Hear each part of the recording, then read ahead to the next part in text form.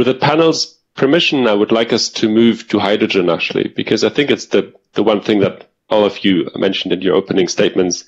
And Benoit, if I may start with you, Air Liquide was a very early pioneer in hydrogen, and you're also co-chair of the Hydrogen Council. There's now, as you mentioned, a renewed momentum in the sector with over $12 billion in approved green stimulus pledged to date, according to our data. So that's $12 billion that could open up a new cost reduction pathway. How optimistic are you about this to happen?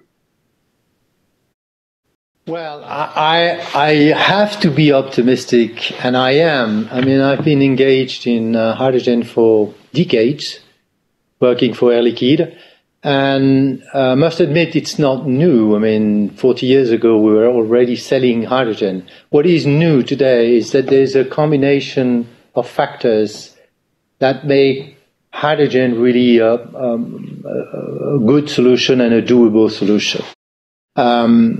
I was mentioning technologies because I think technologies have played and will play a very significant role in the development of hydrogen.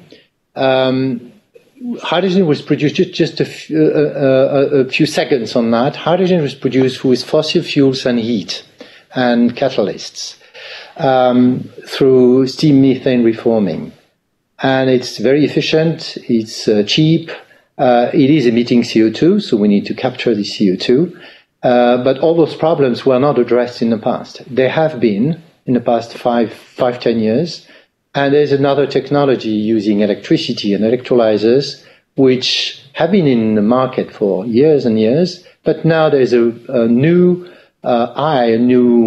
view on those technologies. So the combination of different technologies, experience and markets is now bringing hydrogen into the energy system. So I believe it will be key, and I fully support what we've already said in this panel, the fact that we should not just bet on one energy or one component. It's actually a combination of factors. Batteries and hydrogen will work together. Fossil fuels with abatement technologies and sequestration will have to be there for a while before we get what Didier was referring to, which is enough renewable, reliable, cheap biogas, green gas, so that we can actually plug all those energies into the system. And my guess and my conviction actually is that hydrogen will be part of the energy system. It will not be the only energy, but it will be a very essential energy in the 21st century. And of course, we have a lot of players.